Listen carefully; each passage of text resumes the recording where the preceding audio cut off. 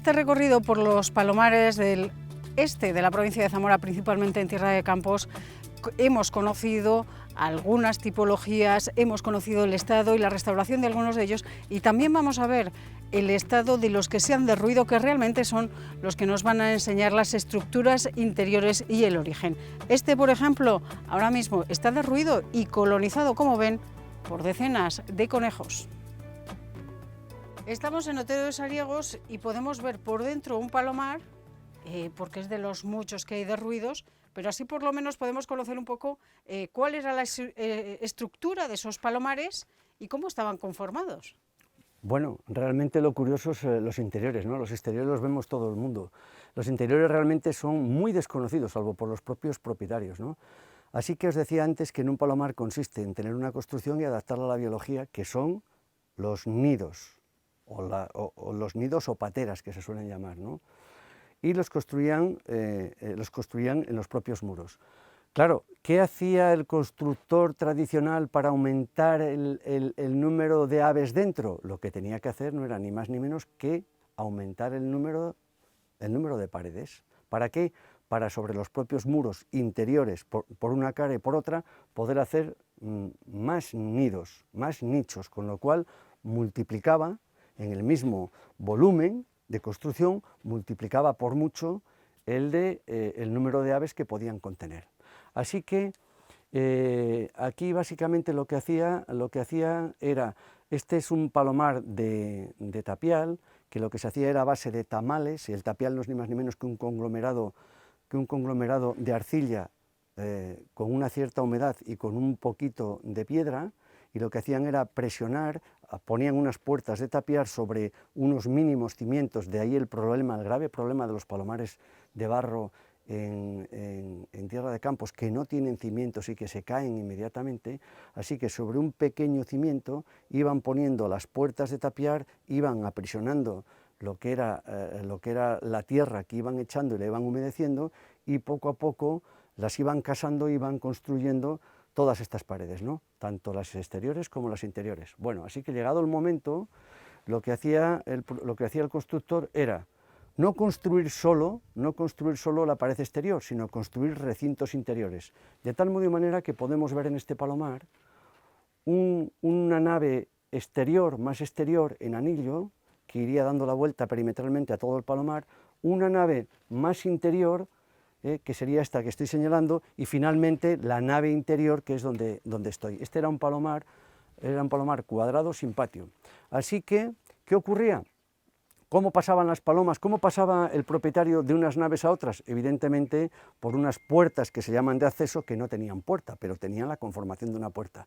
¿Y cómo pasaban las aves? Por la propia puerta, pero sobre todo por lo que se denomina ventanas. Por ejemplo, podemos ver ahí una ventana de paso de aves de una nave a otra nave, y además con la particularidad de ver cómo se hace un arco en el propio tapial, que eso es una consideración pues muy interesante, ¿no?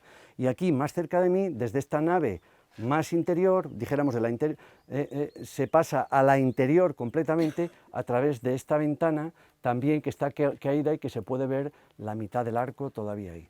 Bueno, así que llegamos a la cuestión de los nidos, los nichos o las pateras. El constructor, una vez que tenía toda esta cantidad de muros perimetrales, lo que hacía era con un molde, lo ponía sobre la pared, y lo que hacía era picar, ni más ni menos que picar cuando se trataba o bien de tapial o bien de adobe. Picaba y le daba un determinado tamaño, como veis son todos iguales, y una conformación, y sobre todo le daba un interior que la base estaba un poquito inclinada hacia adentro. Aquí no se ve porque ya se ve que se reconstruyó y no muy bien en su momento, pero la base está inclinada hacia adentro precisamente para que en la puesta de huevos no se caigan los huevos y tampoco se cayeran los pichones. Bien, y se podían hacer además en hilera, en hileras, o se podían hacer generalmente, se podían situar al tresbolillo, es decir, una fila a una determinada distancia, la misma fila a la determinada distancia, pero no coincidiendo el de arriba con el de abajo. ¿Para qué? Para dar mayor consistencia a lo que era el tapial. Esto era muy habitual. Claro, hablamos de los de barro. Si habláramos de los de piedra sería un mundo completamente distinto. De tal modo y manera que los de piedra en muchas ocasiones los nidos, los nichos, por la dificultad que tienen, evidentemente no se pueden excavar, se hacían de barro, en algunas ocasiones de adobe, y en otras se hacían incluso de piedra, pero se hacían en línea, que es otro sistema muy diferente. Así que vemos que de una nave a otra se pasaban también por lo que son las troneras, y que perviven como elementos arquitectónicos decorativos. Lo único que pervive en este grandioso palomar, que seguro que fue, pues pervive el pináculo que podemos ver ahí, que es una, como decía antes, es una tradición de decoración para las personas, pero sobre todo para las palomas.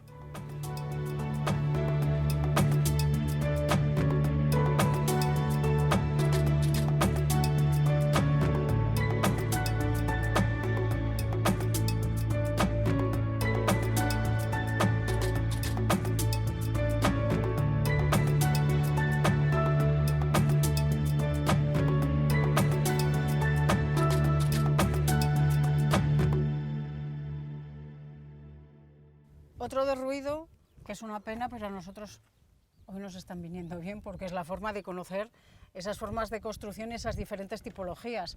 Este es circular y además con patio. Efectivamente, este es un circular con patio y tiene dos naves más el patio interior. Y el patio interior, es decir, todas las aguas vierten al interior porque tiene teja canalia cobija, donde la parilera lo que hace es descansar sobre las distintas naves, y ahí todas las aguas van al patio interior, con lo cual el patio interior lo que tenía era un albañal o colagua para las aguas del patio, con una inclinación determinada, salir hacia la parte más inclinada. En este caso, obviamente parecía que saldría hacia el norte, ¿no?, que es la parte más baja. Bueno, lo interesante del patio es ver que todavía queda una de las troneras. Bueno, vemos en primer lugar una ventana, una puerta de acceso para los humanos, ¿no? Una puerta de acceso. Es decir, que está justo enfrente de la puerta exterior.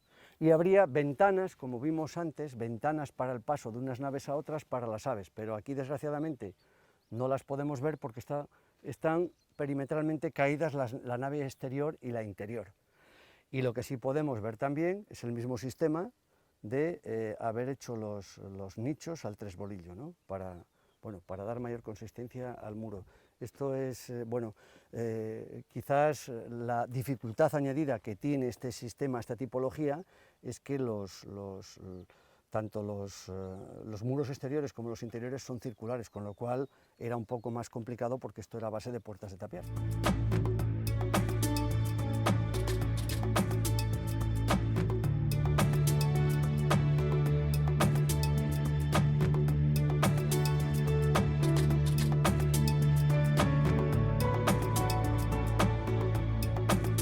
Bueno, esta es una tipología diferente, es un palomar con un patio anterior excéntrico, y no era ni más ni menos para que otro sistema de protección, ¿no? Lo que hacía era que tenía protegidas las troneras, no tenía acceso directo a las troneras, y además se protegía también la puerta directa del palomar, con lo cual en muchos palomares, en los aledaños, en los interiores, como es el caso este, de este patio excéntrico, se ponía una pila de baño que no he contado, porque a las palomas les gusta mucho el baño. Entonces se ponía una pila con agua y ahí se bañaban. Y se aprovechaba el patio para muchas cosas. Como sistema de protección, se aprovechaba como sistema para poner una pila para beber agua, y también se aprovechaba como un sistema para dar la alimentación ahí en época que hay que alimentar a las palomas, ¿no? O sea que tiene distintas consideraciones. De estos hay pocos, realmente esta tipología es poco.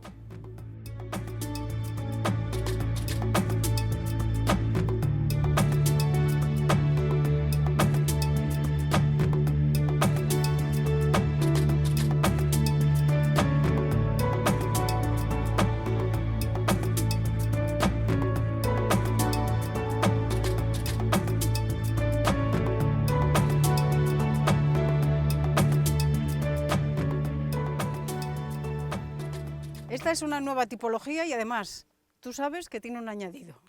Sí, efectivamente, esta es una tipología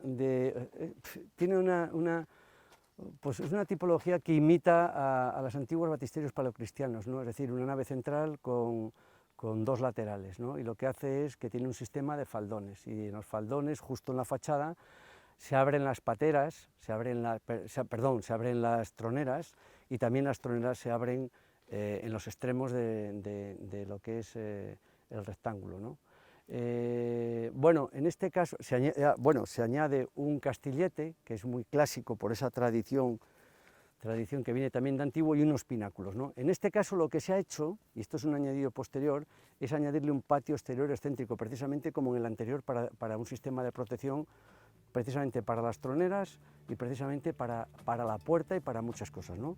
Y como ya decía antes, bueno, pues ahí se pone la pila del agua y se le daba la alimentación, y ahí incluso están las palomas, tranquilamente.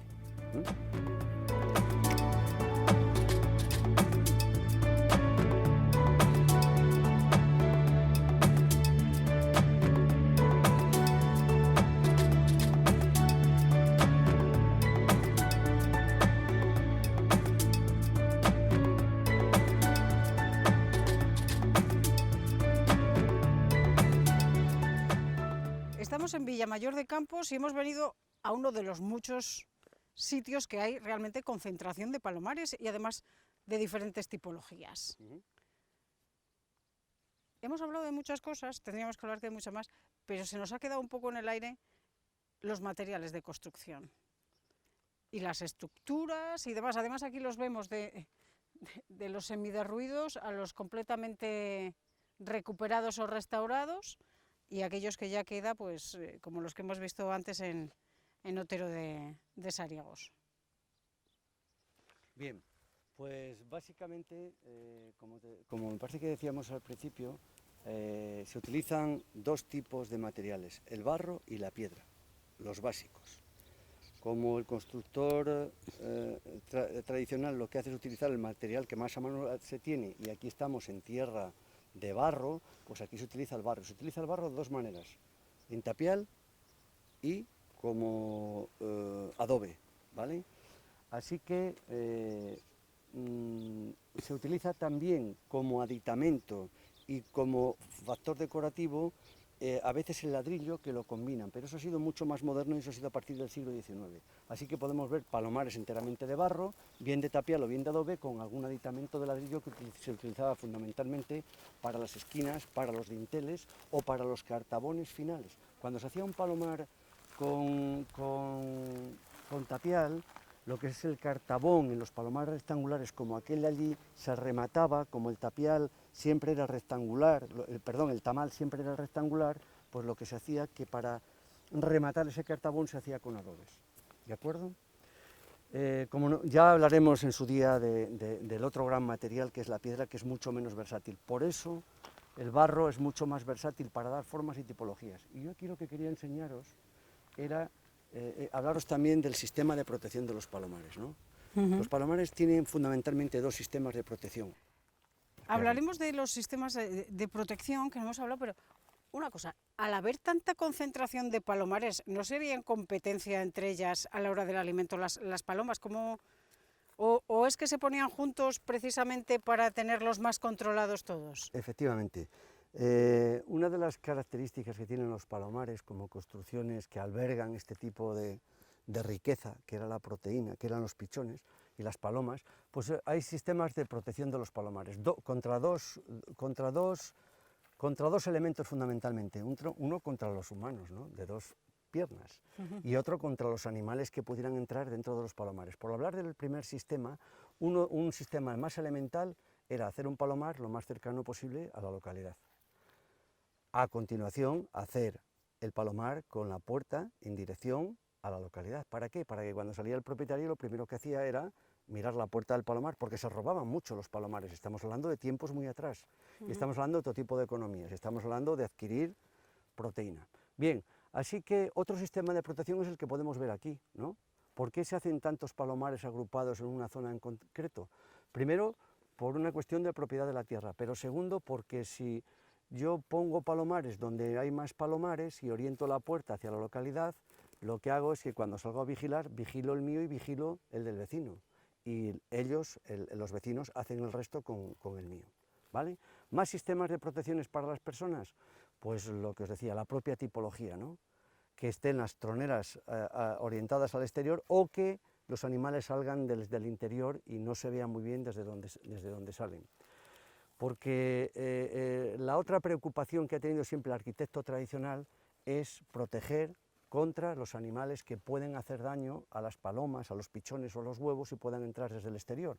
Y ahí hablamos desde distinto tipo de aves, sobre todo de reptiles y sobre todo algún mustélido, ¿no?, que pueda entrar. Así que hacen distintos sistemas. Primero, la propia tipología del palomar, si es redondo, lo que hace es que dificulta mucho más la subida hacia el mismo. El propio calicostrado dificulta la subida a las troneras. Las propias troneras suelen tener unas repisas por debajo que no solo sirven para servir de reposo a la paloma, sino también como un propio sistema de protección para que no puedan subir animales a la tronera. Incluso esa tronera a veces lo que se hace es que no solo en la parte de abajo se pone una repisa, sino se pone unos laterales para dificultar precisamente la entrada de gatos, la entrada de roedores o de algún tipo de reptil que pueda hacer daño.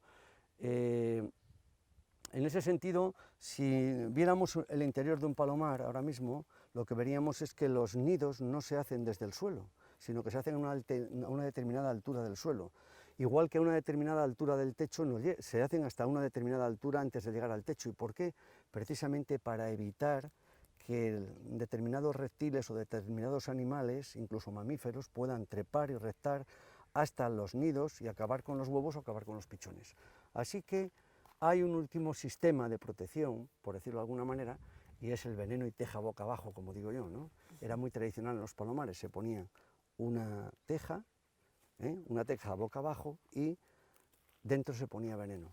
Y así las palomas no tenían acceso al interior del veneno, pero lo tenían los animales extraños que allí pudieran hacer daño y ser dañinos de alguna manera, ¿no? Existen más sistemas. Si nos fuéramos a otras zonas, como por ejemplo al este y en los palomares de piedra, veríamos que la puerta está a veces elevada del propio suelo, y hay que saltar, por decirlo de alguna manera, precisamente para evitar el que puedan entrar reptiles hacia el interior. ¿Qué tipo de veneno se ponía? Porque claro, estamos hablando de que ese veneno se ponía no hace décadas, sino hace siglos. Bueno, eso era más moderno, no. ¿Era más moderno? En realidad ese sistema era un sistema mucho más moderno, que lo inventa el humano de turno porque entiende que, bueno, puede hacer eso. Evidentemente, en la antigüedad no existía ese tipo de sustancias. Quiero decir, comercializadas, quiero decir.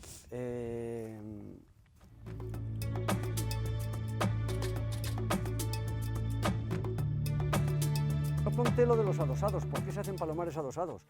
Porque se ahorra uno el muro común, y porque igualmente es un sistema de protección, las ventanas orientadas al pueblo, y cuando alguien mira un palomar, pues mira al otro, el del vecino también, y desde luego es por economía, porque se ahorra uno. Como cuando se hacían las medianas de las casas. Igual, exactamente igual. Incluso algunos palomares hoy que parecen adosados eran un único palomar, pero que por herencia se dividieron en un momento dado y se transformaron en dos palomares. Y aquí tenemos otro que también ha ido evolucionando con el tiempo, porque originariamente esto no era palomar. Evidentemente. Este es un ejemplo muy original en la provincia de Zamora, del cual yo nada más conozco 5 más. Este es uno de los 2 mejores conservados.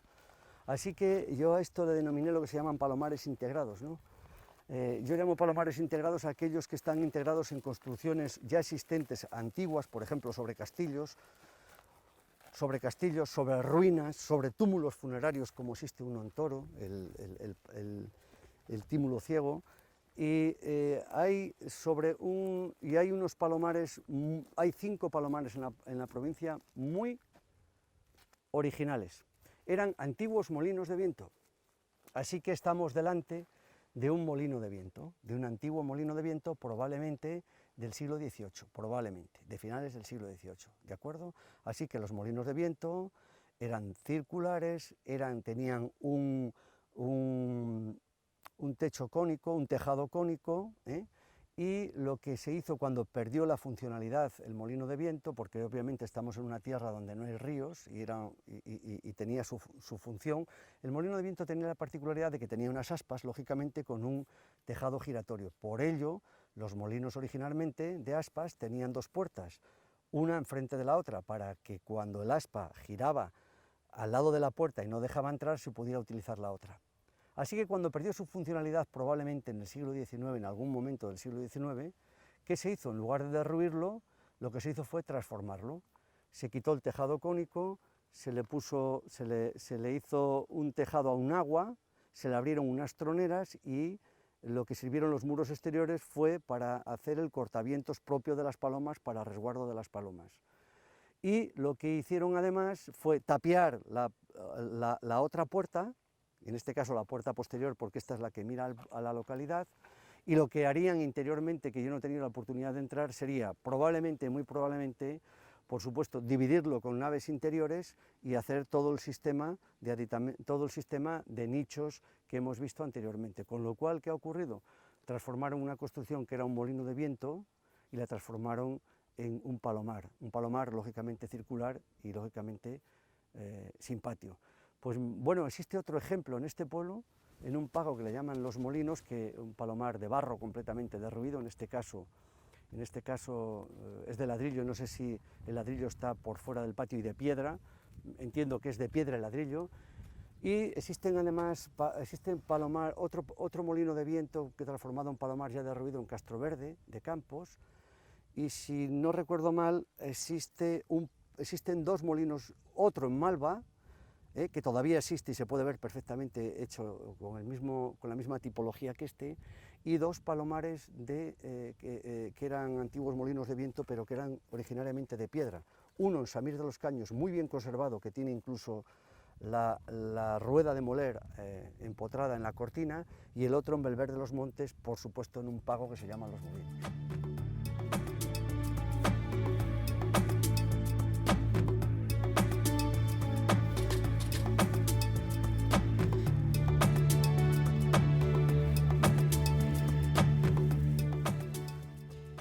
Bueno, José Emilio, ponemos punto y final a un capítulo de los muchísimos que se podrían hacer de los palomares en la provincia de Zamora, pero va a quedar pendiente ese de irnos al oeste y conocerlos de piedra. Efectivamente, esto es un mundo y hay que descubrirlo, y hay que descubrirlos de piedra. Pues lo apuntamos. Gracias.